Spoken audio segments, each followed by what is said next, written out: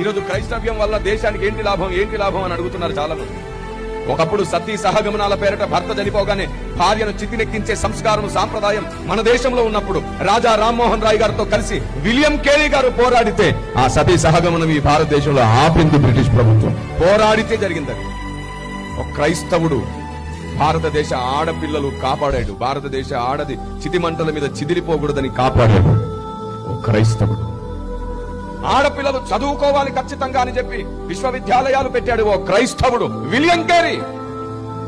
కుష్ఠరోగుల్ని పట్టించుకోకుండా ఆనాటి ప్రభుత్వాలు కూడా దేశం బయటికి, ఊరు బయటికి, పట్టణాల బయటికి వెలివేసి బంధువులు, కుటుంబం కూడా పట్టించుకోకపోతే ఎక్కడి నుండో వచ్చింది ఓ క్రైస్తవురాలు.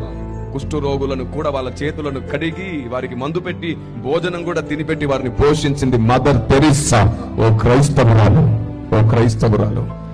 దేవునికి స్తోత్రం. ఆమేన్. ఇలా చెప్పుకుంటూ పోతుంటే ఈ రాత్రి మొత్తం సరిపోతుంది. అంత మేలు జరిగింది భారతదేశానికి క్రైస్తవుడి వల్ల.